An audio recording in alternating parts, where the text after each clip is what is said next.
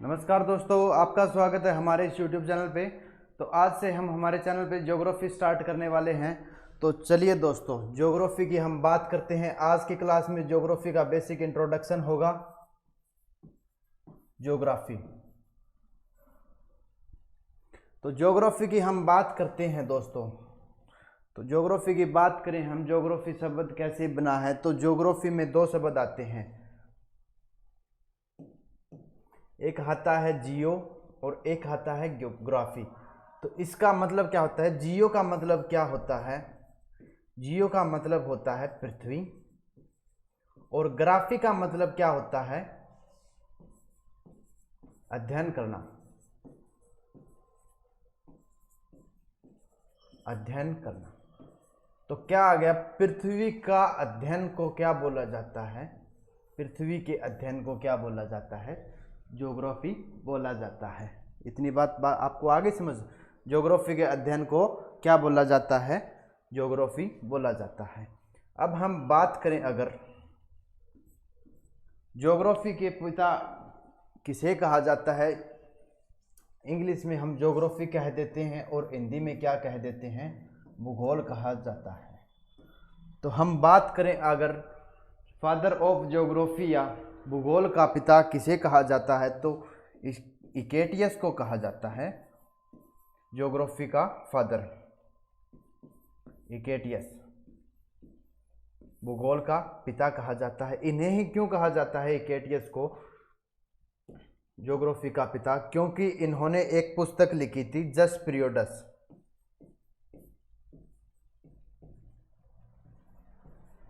जस पीरियडस इनकी पुस्तक का नाम था, और इन्होंने जस पीरियडस में क्या वर्णन किया था? पृथ्वी का वर्णन किया था सर्वप्रथम। तो इसलिए इन्हीं को क्या बोला जाता है? फादर ऑफ ज्योग्राफी बोला जाता है हिकेटियस को। इन्होंने अपनी एक पुस्तक लिखी थी, जस पीरियडस, और इन्होंने क्या वर्णन किया था? पृथ्वी का वर्णन किया था सबसे पहले।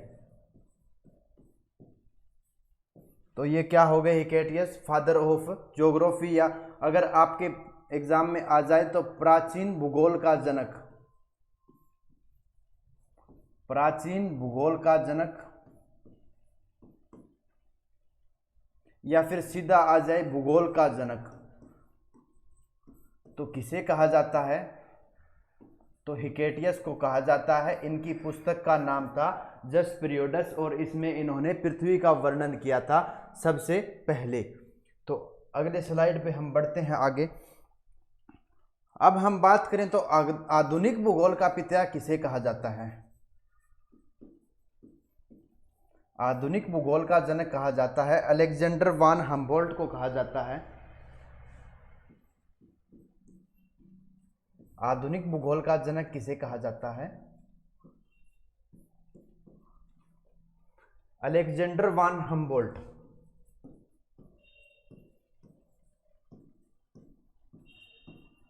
अलेक्जेंडर वान हम्बोल्ट को क्या कहा जाता है दोस्तों? आधुनिक भूगोल का जनक कहा जाता है अलेक्जेंडर वान हम्बोल्ट को। तो इन्होंने एक पुस्तक लिखी थी। इनकी पुस्तक का क्या नाम था? इन्होंने पुस्तक लिखी थी कॉस्मोस। इसलिए इन्हें आधुनिक भूगोल का जनक कहा जाता है। और अगर हम बात करें प्राचीन भूगोल का जनक या सीधा भूगोल का जनक आ जाए, तो हम किसे कहेंगे? हिकेटियस को कहेंगे। अब बात आती है, व्यवस्थित भूगोल का जनक किसे कहा जाता है?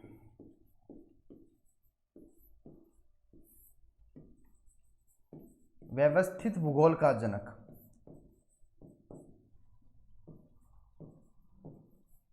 व्यवस्थित भूगोल का जनक कहा जाता है इरेस्टोथनीज को कहा जाता है।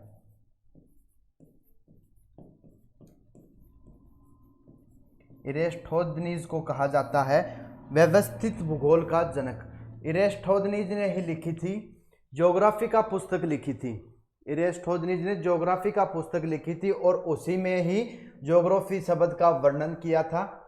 तो अब बात आ जाए, अगर ज्योग्राफी शब्द किसने दिया था, तो ज्योग्राफी शब्द दिया था इरेस्टोथनीज ने, और हम बात करें तो इनकी पुस्तक का नाम क्या था, ज्योग्राफी का इनकी पुस्तक का नाम था।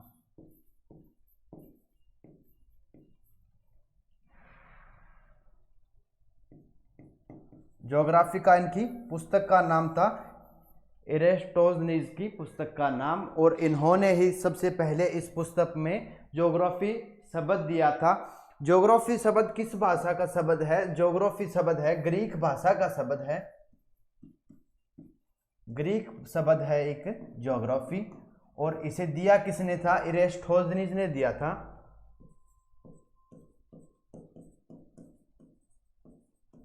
एरिस्टोजेनिस ने दिया था, ज्योग्राफी का इनकी पुस्तक का नाम था। ये तो हो गया ज्योग्राफी का बेसिक इंट्रोडक्शन। तो आज की क्लास में हम स्टार्ट करने वाले हैं ज्योग्राफी के पहले भाग को। तो पहले चैप्टर का नाम क्या है हमारा, कॉस्मोलॉजी।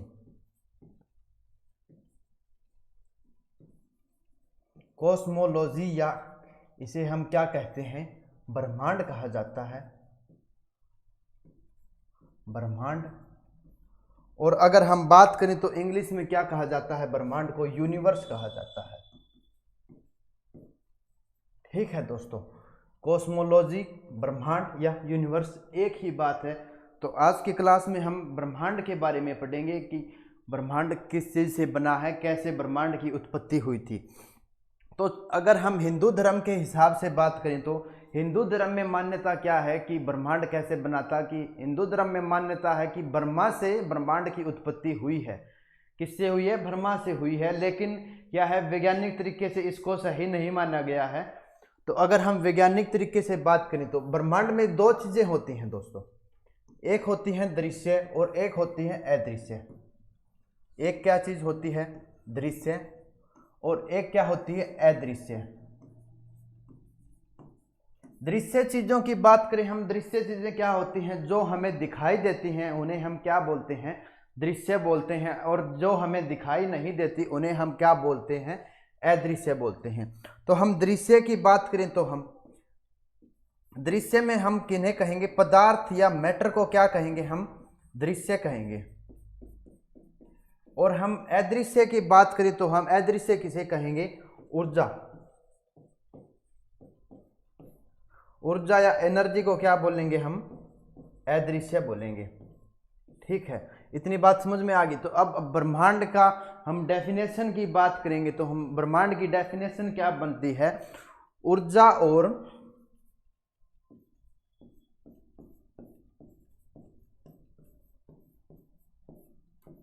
और पदार्थ के सम्मिलित मिश्रण को क्या कहा जाता है, ब्रह्मांड कहा जाता है।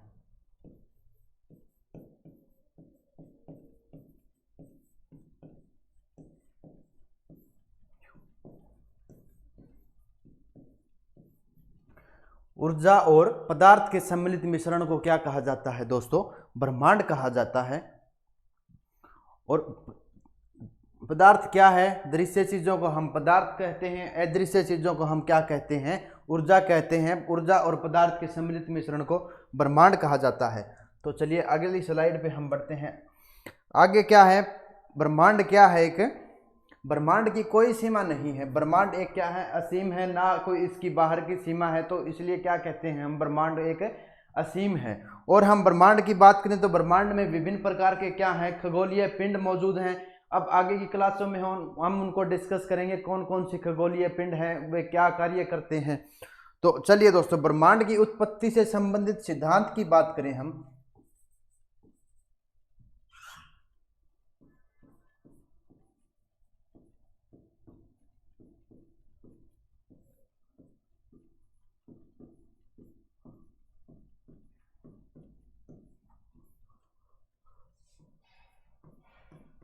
ब्रह्मांड की उत्पत्ति के हम सिद्धांत की बात करें तो सिद्धांत तो बहुत सारे दिए गए हैं ब्रह्मांड की उत्पत्ति के बारे में, लेकिन जो चीज़ सटीक बैठती है उसी को मान्यता दी जाएगी, न कि सभी चीज़ों को दी जाएगी मान्यता। तो क्या है, ब्रह्मांड की उत्पत्ति से संबंधित सर्वमान्य सिद्धांत क्या है, एक बिग बैंग थ्योरी बोला जाता है।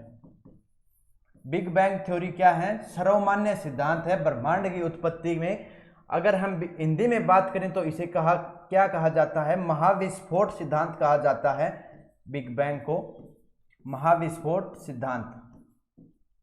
ये क्या है? सर्वमान्य है, सिद्धांत है ब्रह्मांड की उत्पत्ति से। अगर हम बात करें तो बिग बैंग या महाविस्फोट सिद्धांत किस वैज्ञानिक ने दिया था, तो ये दिया था चार्ल्स लेमेंतियर ने दिया था। लेमेंटियर ने दिया था बिग बैंग थ्योरी या महाविस्फोट सिद्धांत। ये क्या थे? एक पारसी थे, ठीक है, बेल्जियम के एक खगोलज्ञ या पारसी थे चार्ल्स लेमेंटियर। इन्होंने ही बिग बैंग थ्योरी या महाविस्फोट सिद्धांत दिया था। तो अब हम समझेंगे कि बिग बैंग क्या होता है। एक छोटा सा बिंदु था, क्या था? एक छोटा सा बिंदु था कोई, जिसे क्या कहा जाता है? जिसे कहा जाता है सिंगुलैरिटी या विलक्षणता कहा जाता है।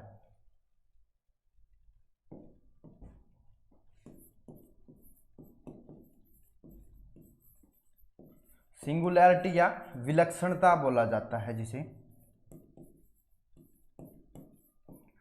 विलक्षणता। और समय के साथ क्या हुआ? इस बिंदु का आयतन क्या था? इस बिंदु का आयतन बहुत अधिक था और अनंत तापमान के कारण और अनंत घनत्व के कारण क्या हो गया? इसमें क्या हो गया? विस्फोट हो गया और इसकी सभी साइडों में क्या हो गए? पदार्थों का बिखराव हो गया। क्या हो गया? अनंत तापमान और अनंत घनत्व की वजह से इस सिंगुलैरिटी या इस बिंदु में क्या हो गया? विस्फोट हो गया। तो जिससे क्या हो गया? अलग अलग पिंडों का निर्माण हो गया। इसी विस्फोट को क्या कहा जाता है? महाविस्फोट सिद्धांत कहा जाता है, ठीक है। अब हम बात करते हैं, अगर विस्फोट में सबसे पहले किसका निर्माण हुआ? सिंगुलैरिटी से। सिंगुलैरिटी से सबसे पहले निर्माण होता है तारों का निर्माण हुआ, सिंगुलैरिटी से या महाविस्फोट सिद्धांत के। और तारों के समूह को क्या कहा जाता है? तारों के समूह को कहा जाता है आकाशगंगा। आकाशगंगा या गैलेक्सी कहा जाता है तारों के समूह को। और अगर हम बात करें तो आकाशगंगा के समूह को क्या कहा जाता है? आकाशगंगा के समूह को ब्रह्मांड कहा जाता है। इतनी बात आ गई आपको समझ भाई। बिग बैंग थ्योरी से कोई बिंदु था, सिंगुलैरिटी था, जिसमें अनंत घनत्व और अनंत तापमान की वजह से उसमें क्या हो गया? विस्फोट हो गया और जिस वजह से अनेक पिंडों का निर्माण हो गया, ठीक है। और उसी को, उस विस्फोट को क्या कहा जाता है? महाविस्फोट सिद्धांत या बिग बैंग थ्योरी कहा जाता है। और चार्ल्स लेमेंतियर ने, बेल्जियम के खगोलज्ञ थे एक चार्ल्स लेमेंतियर, इन्हीं को बिग बैंग थ्योरी का जनक कहा जाता है। और सबसे पहले महाविस्फोट सिद्धांत में तारों का जन्म हुआ और तारों के समूह को ही क्या कहा जाता है? आकाशगंगा कहा जाता है। और आकाशगंगा के समूह को क्या कहा जाता है? ब्रह्मांड कहा जाता है। तो इतना बात आपको समझ आ गई होगी, आशा करता हूं। अगर हम बात करें अगर तो ब्रह्मांड में कितने आकाशगंगाएं मौजूद हैं? तो ब्रह्मांड में 10 की पावर 11 आकाशगंगाएं मौजूद हैं। और अगर हम बात करें एक आकाशगंगा में 10 की पावर 11 इतने ही तारे मौजूद हैं। तो अब आप बात करो कि ब्रह्मांड में तारों की संख्या कितनी है। तो ब्रह्मांड में आकाशगंगाओं की संख्या कितनी है? 10 की पावर 11। और एक आकाशगंगा में तारों की संख्या कितनी है? 10 की पावर 11। तो ब्रह्मांड में तारों की संख्या कितनी होगी? 10 की पावर 11। और 10 की पावर 11 को अगर गुणा करें तो 10 की पावर 22 हो जाता है। ये हमारे ब्रह्मांड में तारों की कुल संख्या है, ठीक है। इतनी बात आपको समझ आ गई होगी दोस्तों, आशा करता हूं। तो चलिए अगले पेज पे हम बढ़ते हैं। अगले पेज में अगर बात करें तो ब्रह्मांड की सबसे बड़ी आकाशगंगा क्या है? आपको आकाशगंगा समझ आ गया होगा। तारों के समूह को क्या कहा जाता है? आकाशगंगा। और आकाशगंगा के समूह को क्या कहा जाता है? ब्रह्मांड कहा जाता है। तो चलिए दोस्तों, अब हम आकाशगंगा की बात करें तो ब्रह्मांड की सबसे बड़ी आकाशगंगा कौन सी है?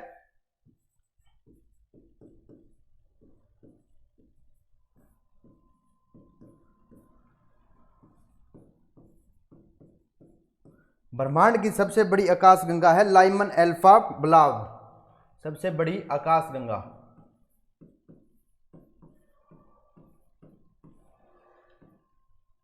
का क्या नाम है? लाइमन अल्फा ब्लाव क्या है? ब्रह्मांड की सबसे बड़ी आकाशगंगा है लाइमन अल्फा ब्लाव। अगर हम बात करें तो हमारे सौरमंडल के सबसे नजदीकी आकाशगंगा का क्या नाम है? हमारे सौरमंडल के सबसे नजदीक आकाशगंगा का क्या नाम है? एंड्रोमेडा।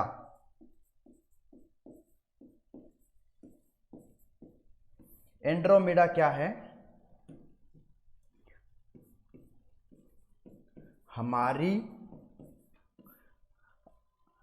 हमारे सौरमंडल के सबसे नजदीक आकाशगंगा है।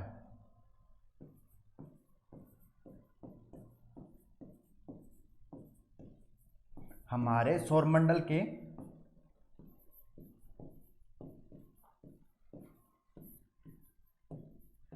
सबसे नजदीक आकाशगंगा का क्या नाम है? एंड्रोमेडा।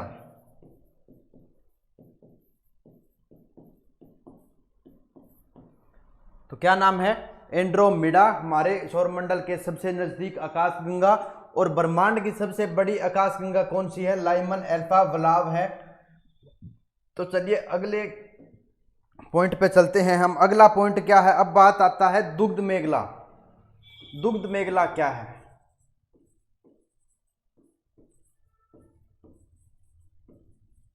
दुग्ध मेखला या मिल्की वे और क्या बोला जाता है? इसे मंदाकिनी बोला जाता है। मंदाकिनी ये क्या है? ये है हमारा सौरमंडल इसी में स्थित है, दुग्ध मेखला या मंदाकिनी में। तो क्या आ जाता है? हमारी आकाशगंगा का क्या नाम है? तो क्या आ जाता है? दुग्ध मेखला या मंदाकिनी आ जाता है। तो हमारा सौरमंडल भी मौजूद किस में है? दुग्ध मेखला में ही मौजूद है। तो हमारा सौरमंडल मौजूद है मंदाकिनी या दुग्ध मेखला में, मिल्की वे बोला जाता है। हमारा सौरमंडल क्या है? मौजूद है इसी आकाशगंगा में, दुग्ध मेखला में। अगर हम दुग्ध मेखला की बात करें तो इसका आकार कैसा है? सर्पिलाकार आकार है, सर्प के जैसा आकार है। सांप कैसे चलता है? इस तरह से चलता है सांप। तो इसका आकार कैसा है? सर्पिलाकार आकार है दुग्ध मेखला का, ठीक है। और हमारा सौरमंडल इसी आकाशगंगा में मौजूद है। कई बार एग्जाम में आ जाता है कि इसका आकार कैसा है? सर्पिलाकार आकार है दुग्ध मेखला का, ठीक है। और हमारा सौरमंडल भी मौजूद है इसी में। और हम बात करें अगर ओरियन नेबुला की बात आती है, ओरियन नेबुला क्या है? हमारी आकाशगंगा का सबसे चमकीला भाग।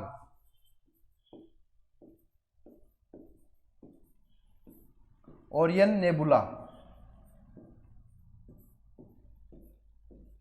ये क्या है? हमारी आकाशगंगा का सबसे चमकीला भाग।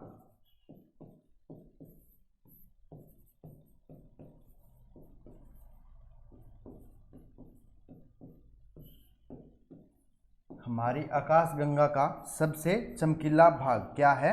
Orion nebula.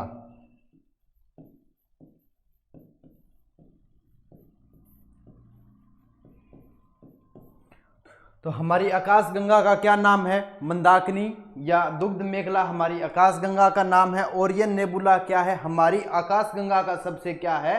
चमकीला भाग है। तो ठीक है दोस्तों, अब चलते हैं हम अगले पॉइंट पे। अगला पॉइंट क्या है? अब बात आती है सिरियस या डॉग स्टार।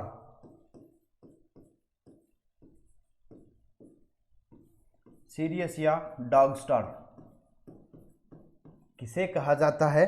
तो ये क्या है? सिरियस या डॉग स्टार हमारी आकाशगंगा का सबसे चमकीला तारा है। ये सिरियस या डॉग स्टार।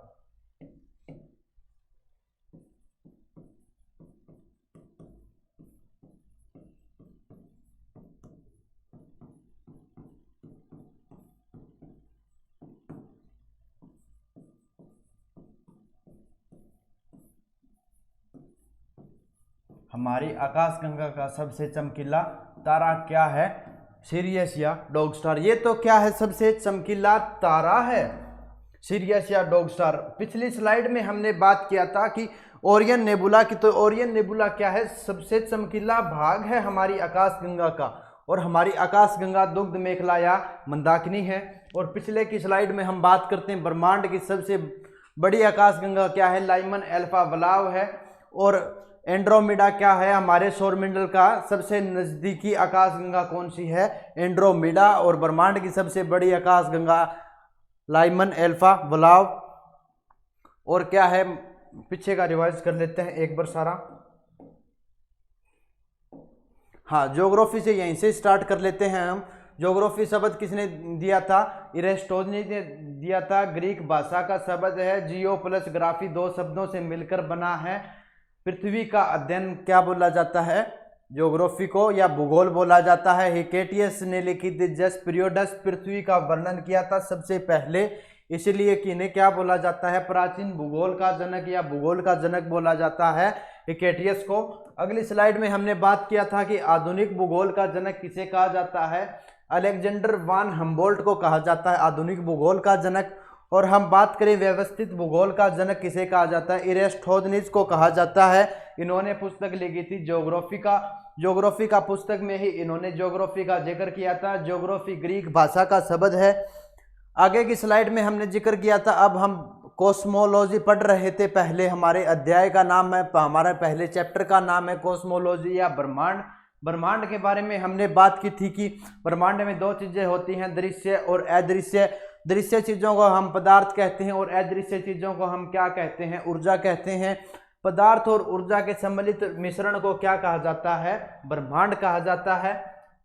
उसके आगे की स्लाइड में हमने जिक्र किया था कि ब्रह्मांड की उत्पत्ति के सिद्धांत का सर्वमान्य सिद्धांत है बिग बैंग थ्योरी, और जिसे दिया था लेमेंतेयर ने दिया था, बेल्जियम के पादरी थे एक ये, ठीक है।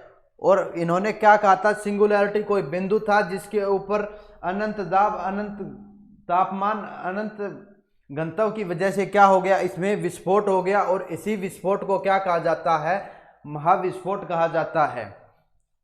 इसके बाद हमने जिक्र किया था कि विस्फोट से क्या हुआ, विस्फोट से सबसे पहले तारों का निर्माण हुआ। और तारों के समूह को क्या कहा जाता है, आकाशगंगा कहा जाता है। और आकाशगंगा के समूह को क्या कहा जाता है, ब्रह्मांड कहा जाता है। ब्रह्मांड में कितनी आकाशगंगाएं हैं, 10 की पावर 11 है। और एक आकाशगंगा में तारों की संख्या कितनी है, 10 की पावर 11 है। तो अगर बात आ जाए तो ब्रह्मांड में कुल तारों की संख्या कितनी हो गई, तो 10 की पावर 22 हो गई ब्रह्मांड में तारों की संख्या। उसके बाद हमने जिक्र किया था ब्रह्मांड की सबसे बड़ी आकाशगंगा कौन सी है, तो ब्रह्मांड की सबसे बड़ी आकाशगंगा है लाइमन अल्फा ब्लाव। उसके बाद हमने जिक्र किया था एंड्रोमेडा का, हमारे सौरमंडल के सबसे नजदीकी आकाशगंगा है एंड्रोमेडा। उसके बाद हमने जिक्र किया दुग्ध मेखला का, और हमारा सौरमंडल या हमारी आकाशगंगा का क्या नाम है, दुग्ध मेखला नाम है हमारी आकाशगंगा का। और हमारा सौरमंडल इसी में मौजूद है, दुग्ध मेखला में। इसका आकार है सर्पिलाकार। उसके बाद हमने जिक्र किया था कि ओरियन नेबुला हमारी आकाशगंगा का सबसे चमकीला भाग है, ओरियन नेबुला। उसके बाद हमने जिक्र किया था सीरियस या डॉग स्टार का, तो ये क्या है, हमारी आकाशगंगा का सबसे चमकीला तारा है। अब हम बात करते हैं प्रोक्सिमा सेंचुरी की। प्रोक्सिमा सेंचुरी क्या है, प्रोक्सिमा सेंचुरी। प्रोक्सिमा सेंचुरी की बात करें तो यह सूर्य के सबसे नजदीक तारा है। सूर्य के सबसे नजदीक तारे का क्या नाम है, प्रोक्सिमा सेंचुरी।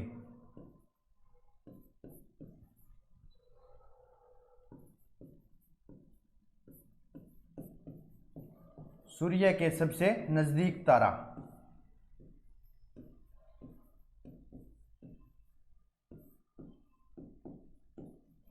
क्या नाम है इसका, प्रोक्सिमा सेंचुरी। अगर हम बात करें नॉर्थ स्टार की या ध्रुव तारे की, नॉर्थ स्टार या ध्रुव तारा, ये किस दिशा में दिखाई देता है, हमें उत्तर दिशा में दिखाई देता है नॉर्थ स्टार या ध्रुव तारा। और ये हमें क्या कराता है, दिशाओं का ज्ञान कराता है ध्रुव तारा, दिशाओं का ज्ञान कराता है ध्रुव तारा। तो जब तक कंपास नहीं थे, तो प्राचीन समय में जब नाविक खो जाते थे समुद्र में, तो वो इसी ध्रुव तारे की सहायता से क्या है, बाहर निकल जाते थे समुद्र से। इसी से वो दिशाओं का ज्ञान लगाते थे कि हमें किस साइड में चलना है। तो दिशाओं का ज्ञान कराता है। ध्रुव तारा या नॉर्थ स्टार उत्तर दिशा में दिखाई देता है ये, और प्रोक्सिमा सेंचुरी सूर्य के सबसे नजदीक तारा है। सीरियस डॉग स्टार क्या है, हमारी आकाशगंगा का सबसे चमकीला तारा है। तो चलिए दोस्तों, आज की क्लास में बस इतना ही, बाकी के डिस्कस करते हैं हम कल की क्लास में। इस चैप्टर को पूरा कर लेंगे कल की क्लास में हम। तो चलिए दोस्तों, जय हिंद, जय भारत।